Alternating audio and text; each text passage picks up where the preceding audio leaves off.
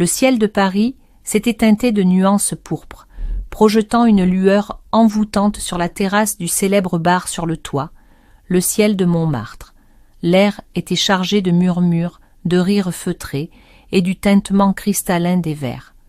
L'odeur du lilas mêlée aux effluves de cocktails sucrés semblait flotter dans l'atmosphère, créant une bulle hors du temps. C'est là que je l'ai vu. Il se tenait au comptoir, grand, large d'épaules, avec cette posture qui trahissait une assurance tranquille, forgée par les années. Ses cheveux grisonnants attrapaient les reflets dorés des dernières lueurs du soleil, et son regard, ce regard, parcourait la salle avec une acuité étrange, comme s'il cherchait quelque chose, ou quelqu'un. Je ne savais presque rien de lui, sinon qu'il était le voisin de 58 ans de la tante de ma petite amie. Je l'avais croisé plus tôt dans la soirée, au détour d'une conversation polie.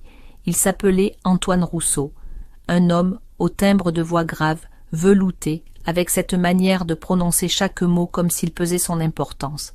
Sa présence dégageait une chaleur insidieuse, presque magnétique, et je ressentis, malgré moi, un frisson courir sur ma peau. Je ne pouvais détacher mes yeux de lui, et il m'avait vu. Son regard s'était posé sur moi, insistant, pénétrant, me scrutant avec une intensité presque déconcertante. Une onde électrique avait traversé la pièce, comme si un fil invisible venait de se tendre entre nous. Je m'étais avancé vers le balcon, les doigts effleurant la rambarde froide.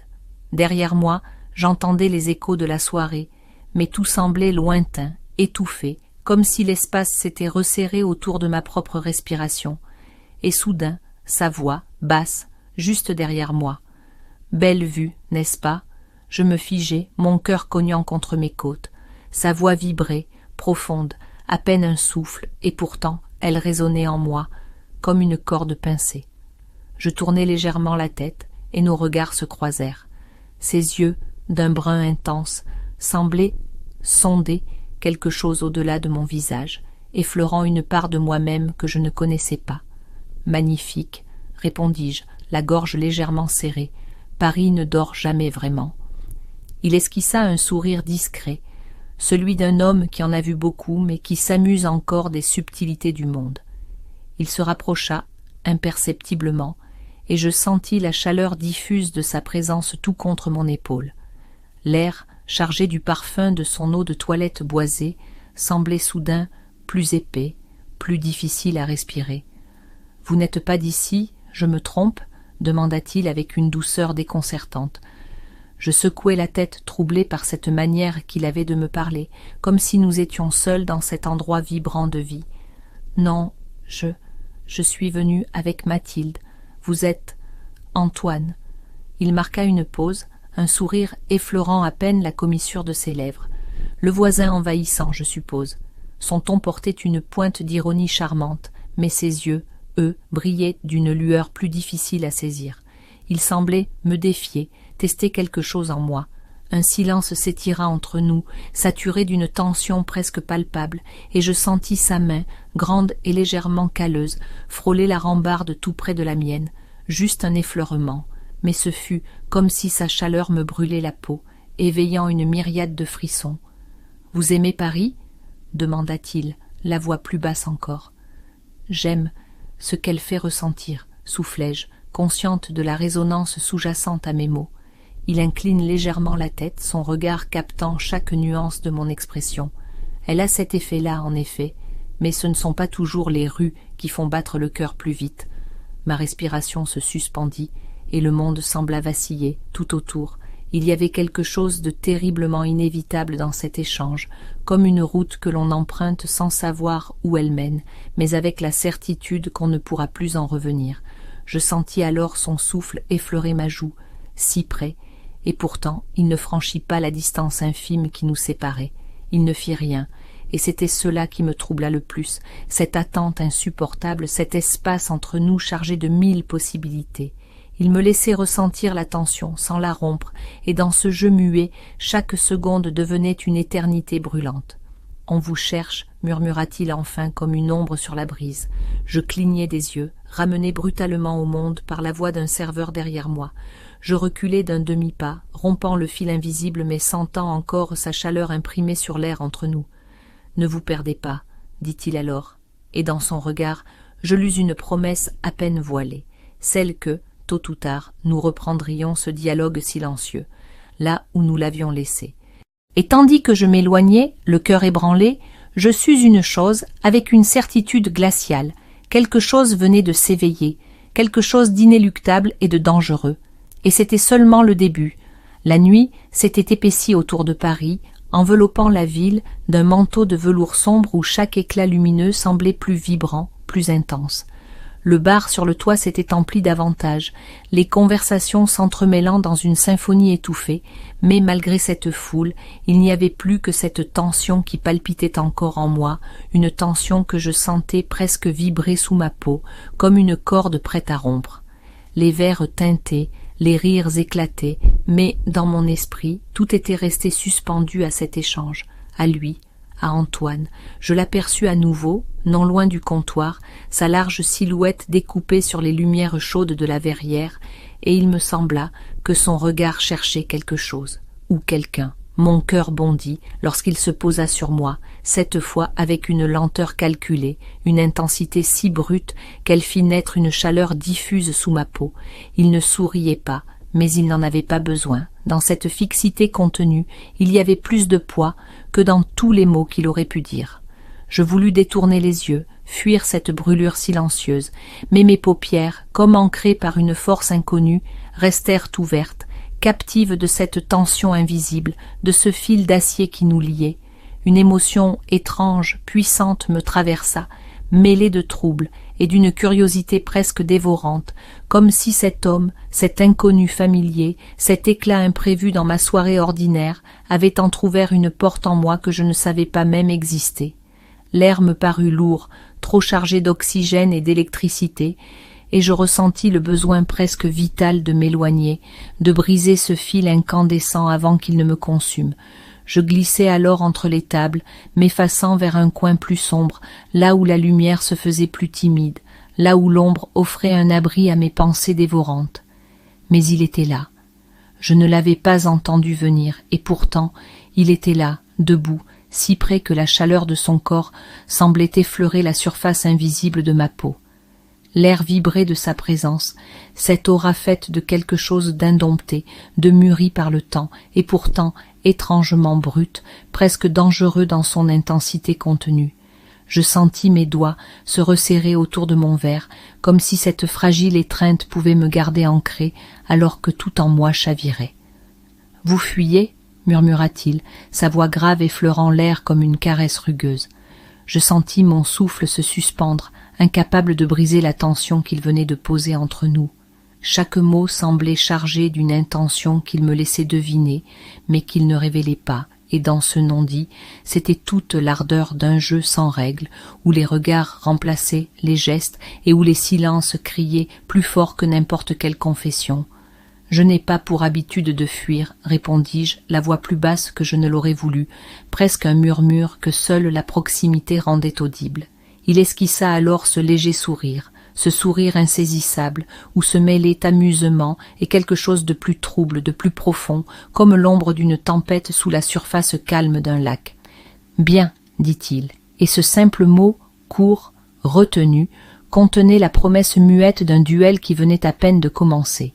Le silence entre nous, pourtant habité par la rumeur du bar, devint plus dense, plus vibrant, jusqu'à ce que son regard s'abaisse légèrement. Je sentis alors sa main frôler la mienne, presque imperceptiblement, comme si ce contact n'était qu'un accident. Et pourtant, il me traversa comme une décharge, éveillant sous ma peau une chaleur nouvelle, insidieuse, qui semblait vouloir s'épanouir malgré moi. J'aurais pu reculer, j'aurais dû, peut-être, mais je restai immobile, consciente du battement de mon cœur contre mes côtes, du léger frisson qui courait sur mes poignets, de la proximité de cet homme qui ne faisait rien et pourtant bouleversait tout. « L'atmosphère est étouffante, n'est-ce pas ?» dit-il alors, d'une voix trop calme, trop maîtrisée pour être innocente. Il y avait un défi dans cette question anodine, un fil tendu sur lequel nous marchions tous les deux, et en moi une voix lointaine murmurait que c'était là une route dangereuse, mais il était déjà trop tard. Je brûlais de voir jusqu'où elle pouvait mener. « Vous trouvez ?» répondis-je, ma voix effleurant l'air comme un souffle. Ses yeux, plus sombres sous les reflets des lumières tamisées, se posèrent sur moi avec une lenteur exquise, comme pour imprimer chaque détail, chaque tressaillement imperceptible de mon visage. Et puis, avec cette même maîtrise presque cruelle, il recula d'un pas, rompant le fil brûlant qui nous liait, mais laissant derrière lui cette chaleur fantôme, ce vide insoutenable qu'on ne peut combler qu'en s'approchant de nouveau. « Alors peut-être devrions-nous respirer ailleurs » murmura-t-il, et il y avait dans sa voix ce soupçon de provocation, cette invitation voilée qu'il me laissait le soin de dévoiler ou de repousser. Mon souffle, prisonnier dans ma poitrine, se libéra dans un frisson subtil, et sans vraiment réfléchir, sans même savoir pourquoi, je lui emboîtai le pas. Nous sortîmes sur la terrasse la plus haute, là où Paris s'étalait sous nous comme une mer de lumière et de mystère, et l'air nocturne, chargé d'humidité et de promesses, effleura ma peau. Là, sous les étoiles, tout était différent, plus intime, plus brut, et la tension, au lieu de s'atténuer, semblait se condenser, pesait plus lourdement encore entre nous. Il se tourna vers moi, son regard maintenant chargé d'une intensité sans masque, et dans cet instant je compris que le jeu avait changé, qu'il n'y avait plus d'observateur et d'observé, mais deux présences, deux élans contraires qui allaient irrémédiablement se heurter. Et lorsque sa main plus ferme cette fois se posa contre la rambarde à quelques centimètres de la mienne, je sentis que nous venions de franchir quelque chose d'invisible, quelque chose dont il n'y aurait plus de retour. La nuit enveloppait Paris d'un voile épais, et tout semblait suspendu dans cette irisation fiévreuse où le vent, chargé d'un souffle tiède, portait le murmure de la ville. Sur la terrasse du bar, seuls restaient les échos lointains de la fête, étouffés, comme assourdis par l'intensité du silence entre nous.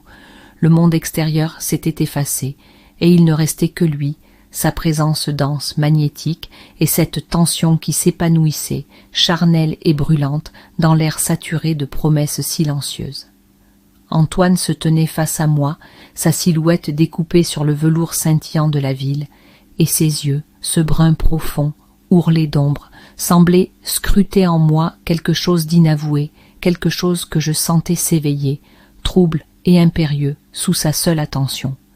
L'air vibrait de tout ce que nous ne disions pas, de cette proximité effleurée, évitée, mais inéluctable, comme une tempête que l'on sent venir sans pouvoir s'y soustraire. Il y avait dans son immobilité une tension maîtrisée, un calme illusoire, et pourtant chaque battement d'air autour de lui semblait chargé d'intentions inexprimées, de gestes contenus, de promesses prêtes à se briser.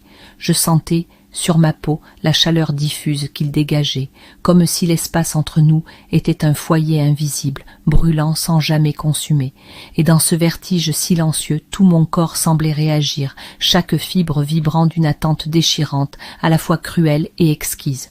Je voulus parler, mais ma voix se perdit avant même de naître, étouffée par l'intensité de son regard, par ce silence si plein, si vibrant, qu'il semblait parler à sa place. Sa main posée sur la rambarde était proche, si proche que je sentais presque sa chaleur, comme une onde prête à se propager jusqu'à moi. Et lorsqu'il bougea, ce fut à peine un frémissement, un effleurement, le plus infime des mouvements, mais qui fit jaillir en moi une onde de frisson, comme si sa présence seule avait le pouvoir de troubler l'air autour de moi. « Vous sentez » murmura-t-il alors, et sa voix était un souffle rauque, une caresse grave, sur l'espace minuscule qui nous séparait.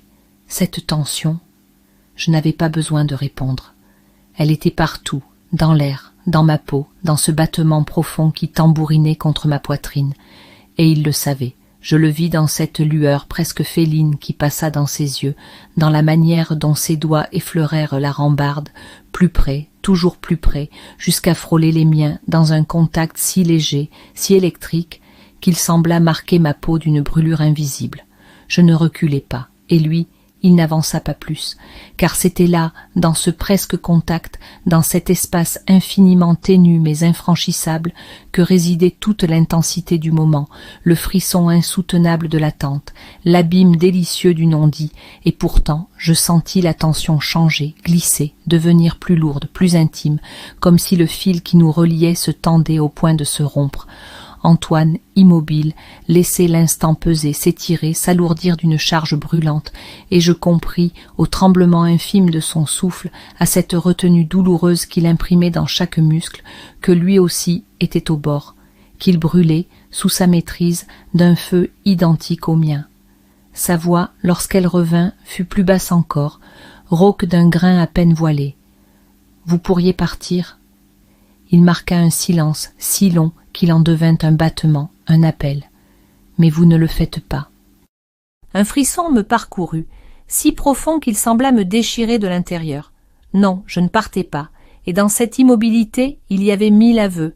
Il le vit, et l'ombre de son sourire, lent, presque cruel, éclaira fugitivement le bas de son visage. « Pourquoi ?» demanda-t-il, d'une voix veloutée, et il y avait dans cette question une provocation brûlante, un fil d'acier qu'il tendait, m'invitant à le franchir ou à fuir.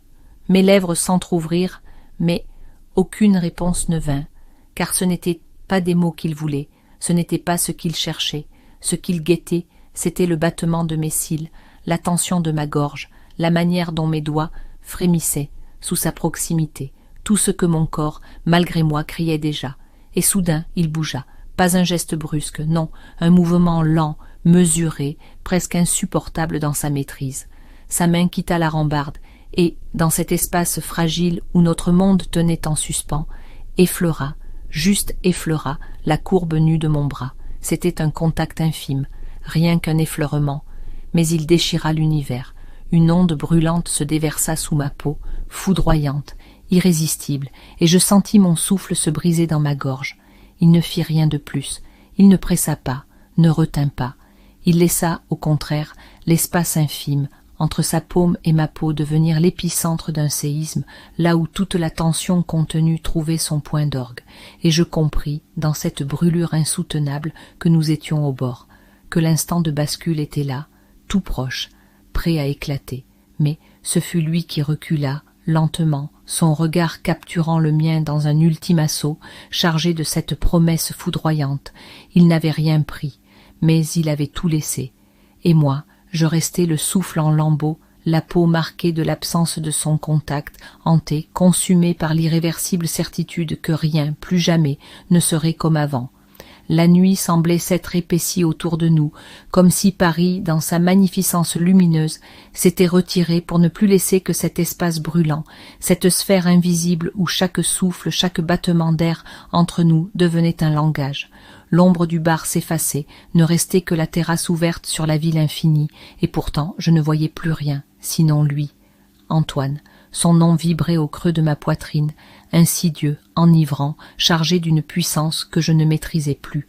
Je sentais encore la trace fantôme de ses doigts sur ma peau, ce frisson brûlant laissé par son effleurement, et pourtant il avait reculé, non pas pour fuir, mais pour me laisser choisir. Et dans cet espace qu'il avait ouvert entre nous, je sentais le vertige de la chute imminente, cette frontière que nous n'avions encore fait qu'effleurer, mais dont l'appel devenait irrésistible. Il ne parlait pas, il n'en avait pas besoin, tout était déjà là, dans la tension impitoyable qui nous enveloppait, dans le poids vibrant de son regard, dans cette immobilité si lourde qu'elle semblait pouvoir s'effondrer d'un instant à l'autre. Pourtant, il y avait dans cette attente quelque chose de presque cruel, une maîtrise féroce, une lenteur délibérée, comme s'il refusait de briser lui-même le fil tendu jusqu'à la rupture, me laissant seul face à cet abîme incandescent, face à ce désir qu'il avait allumé et qui l'attisait, sans jamais céder à l'impatience. Et c'était cela qui me consumait, non pas l'acte, mais l'attente, non pas l'assaut, mais la retenue, car tout était là, prêt à éclater, à déborder, et pourtant il tenait encore, me laissant ressentir, jusqu'à l'insupportable, chaque battement de cette tension prête à se rompre. J'entendis ma propre respiration, irrégulière, brisée, comme si l'air, alourdi par lui, se faisait trop dense, trop brûlant pour mes poumons, et dans cette tempête contenue, ce fut mon corps qui parla. Pas par un mot, il n'y avait plus de mots, mais par ce frisson involontaire qui me parcourut, par la manière dont mes doigts se crispèrent imperceptiblement, par cette oscillation infime de mon corps, attiré malgré moi vers sa chaleur. Alors il bougea. C'était un mouvement lent, mesuré, presque silencieux, mais il contenait toute la puissance d'un effondrement. Sa main, grande, ferme, retrouva ma peau, cette fois sans la cruelle légèreté de l'effleurement, mais avec la certitude brûlante d'un contact assumé. Ses doigts, chauds, calleux, glissèrent lentement sur mon bras, et la sensation fut un choc, un incendie silencieux qui déchira mon souffle. Ce n'était plus une provocation, c'était une prise, une revendication muette, et pourtant il ne précipita rien. Il laissa sa paume suivre lentement le tracé de ma peau, avec une précision presque douloureuse, comme s'il voulait imprimer chaque centimètre de ce contact dans ma mémoire. Sa main remonta, frôlant la courbe nue de mon épaule, et dans ce simple glissement, dans cette lenteur terrifiante, je sentis 1000 déflagrations, 1000 promesses, 1000 abîmes s'ouvrir sous mes pieds. Mon souffle se brisa, et je sentis mes paupières se fermer malgré moi, non pas pour fuir, mais pour ressentir plus fort. Et c'est alors que sa voix, rauque, voilée par cette tension qu'il contenait lui-même à peine, vint briser l'air, dans un murmure à peine audible, mais chargé d'une intensité foudroyante. « Vous brûlez !»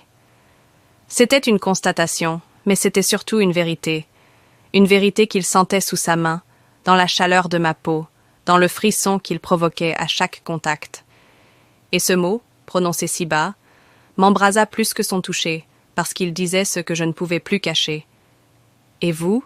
répondis-je, ma voix rauque, brisée, plus un souffle qu'un mot. Un silence.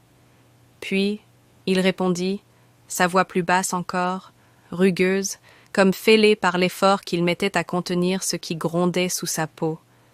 Plus encore. Et cette confession, brûlante, irrévocable, fit exploser l'instant. Sa main quitta mon bras, mais ce fut pour effleurer mon visage, sa paume chaude, ferme, traçant la ligne brûlante de ma joue.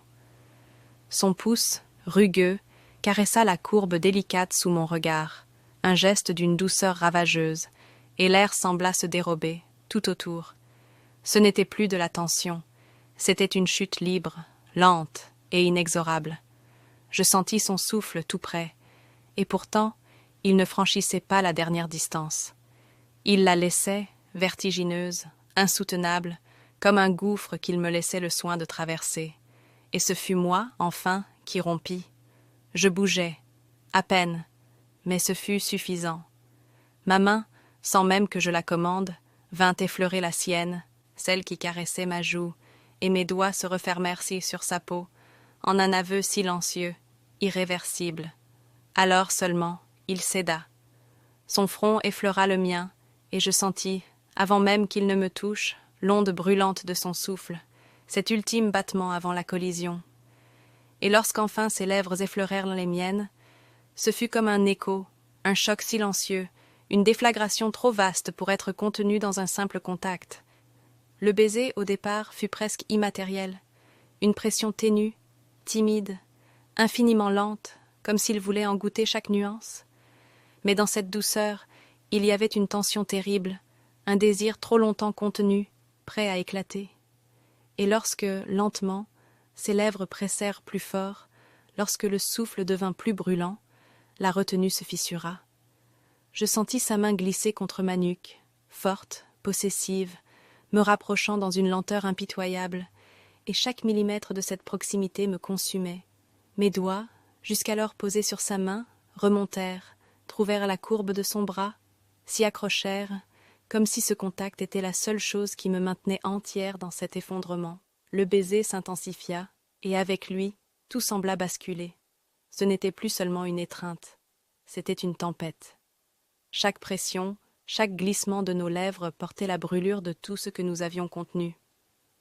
Ses mains, grandes, brûlantes, glissèrent sur moi, avec cette lenteur dévorante, cette fièvre contenue qui disait plus que 1000 mots. Il ne précipitait rien, mais il prenait tout. Et moi, je cédais, non pas par faiblesse, mais par une force plus grande que moi, celle du désir, du choc brûlant de cette tension devenue incendie.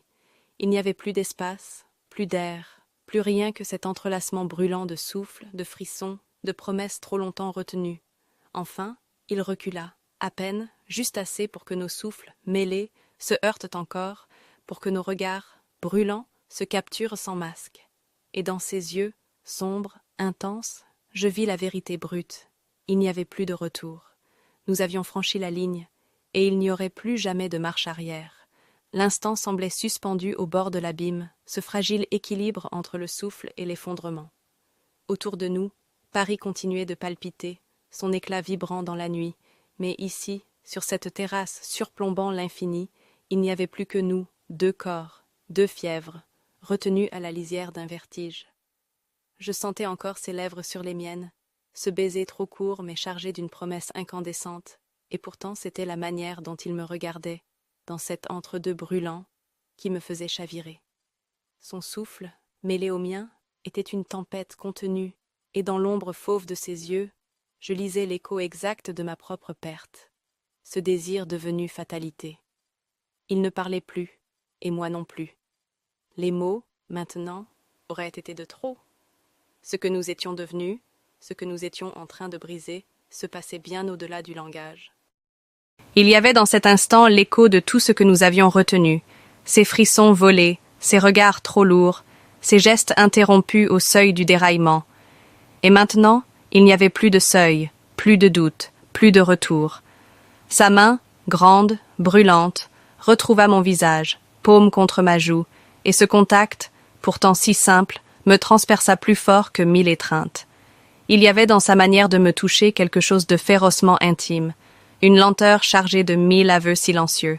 Son pouce, rugueux, traça lentement la ligne de mes lèvres, et cette caresse, si délicate, fit trembler tout mon corps. Je sentis mes paupières se fermer, non pour fuir, mais pour ressentir plus fort, pour laisser cette brûlure s'inscrire au plus profond. Puis il parla, et sa voix était rauque, voilée, comme fendue par l'effort même de contenir l'incontenable. Plus de fuite. C'était un ordre, c'était une confession, c'était une prière, et c'était trop tard.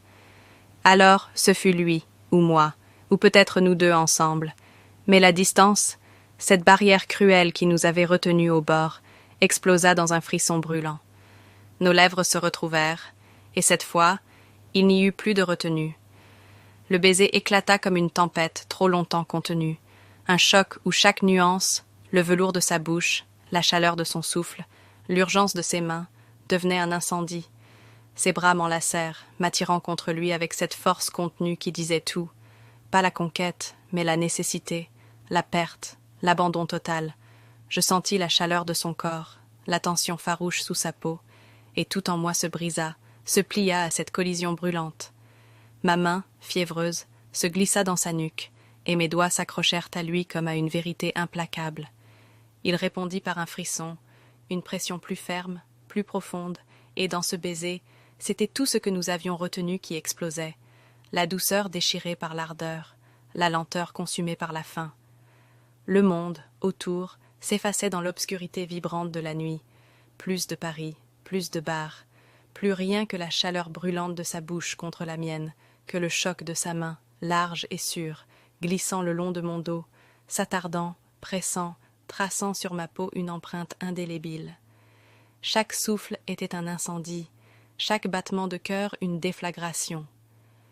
Il recula à peine, juste assez pour que nos lèvres, frémissantes, se quittent d'un souffle, mais son front vint toucher le mien, et dans la brûlure mêlée de nos respirations, je sentis plus qu'un désir.